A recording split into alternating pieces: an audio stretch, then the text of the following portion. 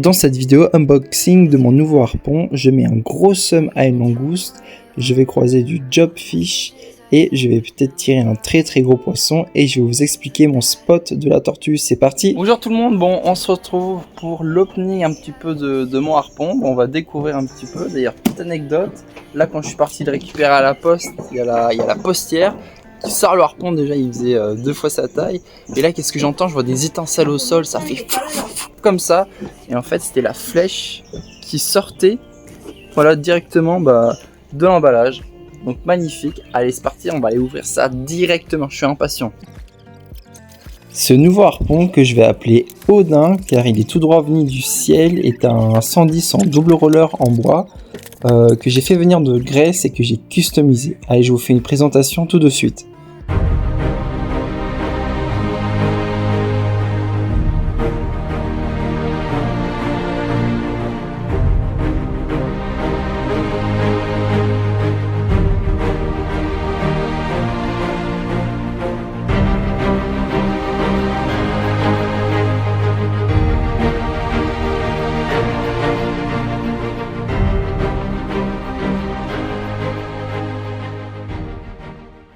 Avant de commencer la vidéo, je te conseille d'augmenter la qualité en Full HD en 1080 pixels et 60 images par seconde pour la chasse sous-marine. Tu verras, c'est incroyable. Allez, régale-toi. Les gars, c'est la première fois que je vais chasser dans l'ouest un matin à 6h30 où il pleut comme ça. C'est aberrant. Pour ce 5e épisode, je vous emmène avec moi dans la baie de Saint-Leu au spot de la tortue que j'appelle. Tout d'abord, voici les zones où on n'a pas le droit de chasser car c'est la réserve. Nous, on est parti d'ici pour aller jusque là-bas. La ligne verte correspond au trajet qu'on a fait. À ce niveau-là, généralement, il n'y a pas énormément de visibilité, mais sinon c'est un excellent spot pour les débutants car c'est pas très profond, ça va à 18-19 mètres maximum. Alors aujourd'hui, on était en pré-alerte cyclonique à la Réunion et visiblement la mer était plutôt calme, même si elle était un peu agitée. C'est parti pour une mise à l'eau à la sortie du port, juste en face de la gauche de Saint-Leu pour les surfeurs. Donc voilà, première image de mon harpon, du Odin, magnifique, superbe stabilité. Voilà, je me lasse pas du tout des couleurs, c'est magnifique. Allez, on part pour une première apnée, histoire de tester un petit peu et voir ce qu'il vaut.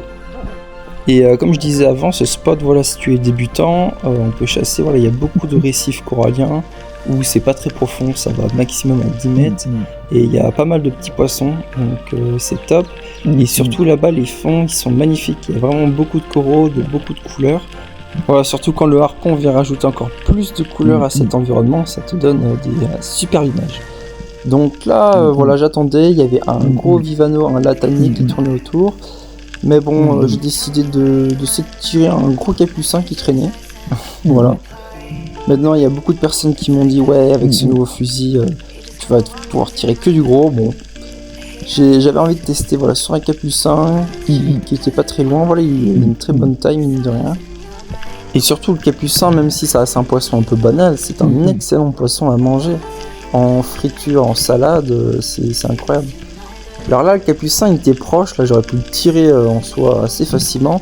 Mais j'avais pas envie de le tirer à 2 mètres, j'avais envie de tester un petit peu la portée pour voir si ça tire droit. Donc là il passe. Et en fait, bon, c'est pas moi qui loupe le tir, regardez, au ralenti c'est Capucin qui me met une esquive au dernier moment. Donc bien joué à lui.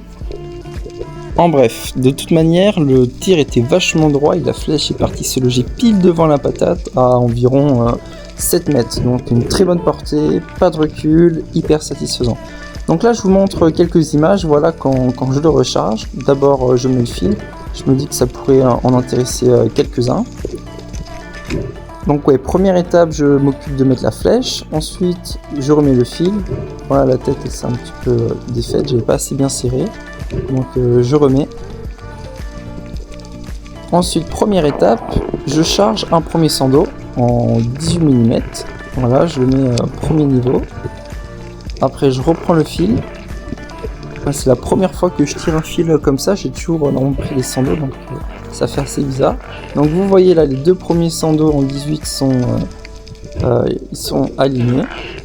Et maintenant, je le retourne, puis je viens récupérer les deux autres 102 en 16 mm et je viens aussi les accrocher de l'autre côté.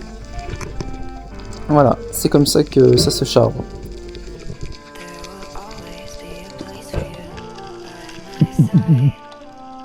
Alors juste après, en échauffement, je décide de refaire un agachon pour venir attirer le gros latanier qui tournait autour de moi.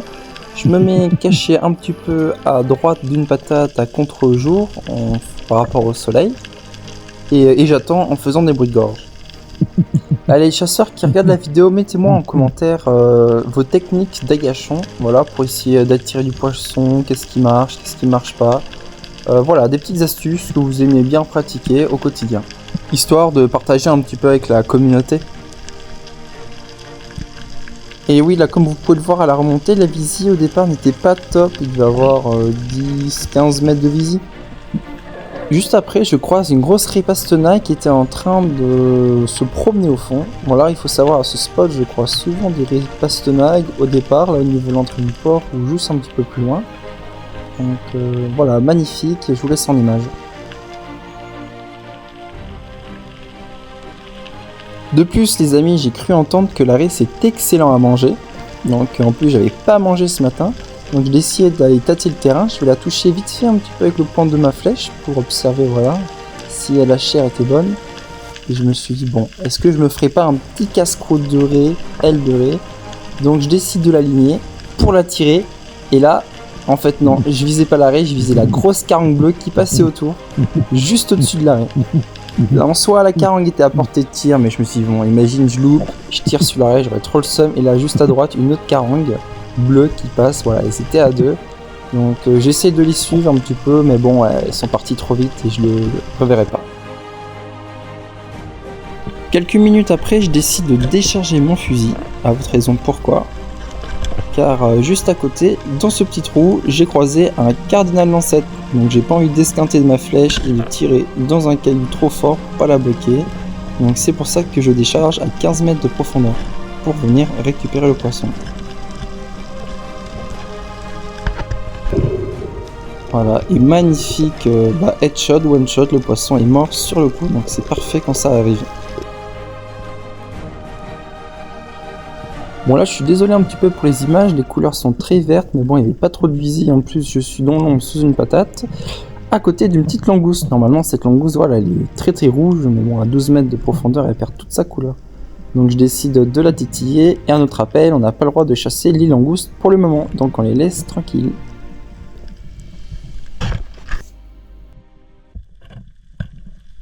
Toujours sur la même apnée, en sortant je croise une belle tortue à droite, je la regarde mais elle me déconcentre, mais j'ai vu deux gueules pavées passer au loin, donc j'ai essayé de les tirer. Je pense qu'elles étaient à portée de tir, mais la flèche elle est passée légèrement en dessous de la gueule pavée, là on voit la tortue à droite, et c'est pas grave. Alors là je vous dis pas comment j'étais refait, ça fait longtemps que je cherchais ce petit poisson, regardez, dites-moi en commentaire si vous savez comment il s'appelle. Et voilà, il est posé, il est hyper mignon en plus avec ses petites pattes. Enfin bref, là j'ai changé de fusil, j'ai pris mon 75 pour aller taper un petit peu de cardinal dans le trou, là où il y a la langouste. Donc je choisis le plus gros, je le déclenche.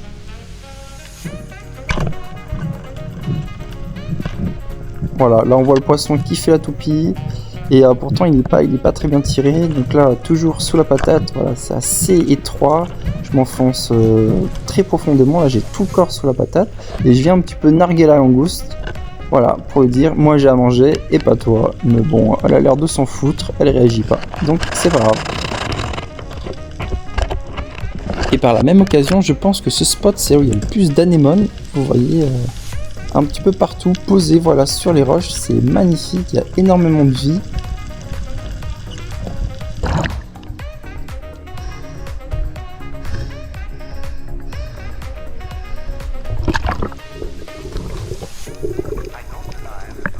Alors si vous êtes chaud, on va faire un petit jeu, je vous emmène avec moi sur une apnée de découverte. Allez, retenez votre respiration à partir de maintenant, c'est parti.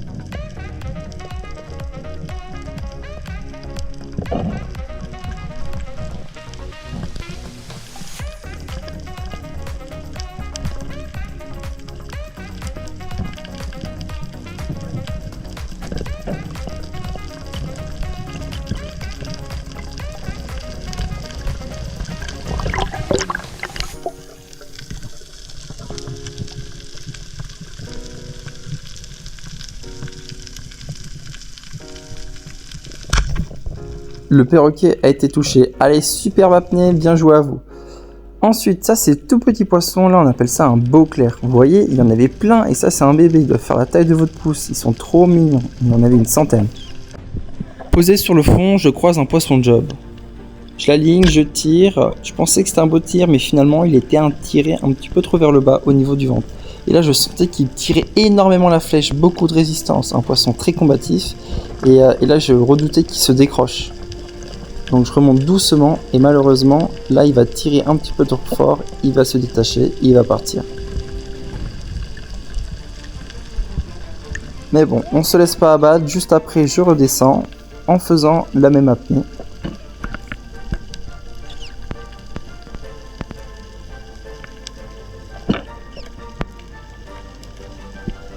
Je viens me caler le long de la falaise, ce niveau du banc de sable, et je viens lever le sable. Voilà, justement pour attirer du poisson, car ils sont intéressés pour voir ce qui se passe.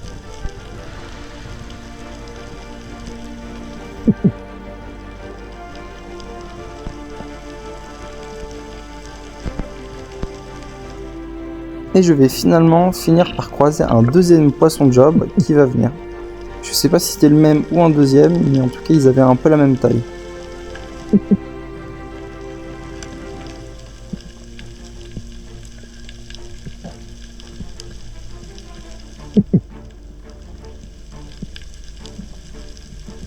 Là on le voit bien sur l'image, ouais, il est un petit peu plus craintif, mais je perds pas patience. Bon, il était vachement plus loin que l'autre, mais je tente quand même un tir.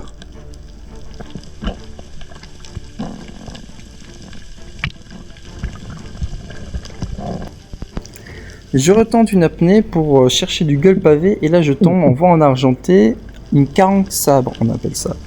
Voilà, bon elle va rester trop loin, elle sera pas à portée de tir. Bon, après ça la GoPro n'aura plus de batterie, mais on va finir par tirer des grosses licornes, du poisson labre, d'autres perroquets. Mais je n'ai pas pris de photos ni de vidéos car j'étais trop fatigué, je suis remonté directement et on a mis des poissons au congélateur. Reste bien jusqu'à la fin de la vidéo, regarde ce que je te montre. Là, si tu veux te lancer sur la chasse sous-marine ou découvrir les espèces à La Réunion, je t'ai fait un petit PDF avec les règles en chasse sous-marine qu'il faut respecter car c'est important, avec des liens qui te redirigent directement sur les sites officiels. Après, il y aura aussi des espèces, là comme les capitaines, les carangues, ou bien plus encore comme les ourites, avec les dates où on a le droit de les chasser ou pas. Et chaque poisson est accompagné d'une superbe recette. Donc si tu veux découvrir ce PDF, rejoins le groupe avec le lien qui est en description. Allez, like et abonne-toi si tu veux plus de contenu sur la chasse à La Réunion.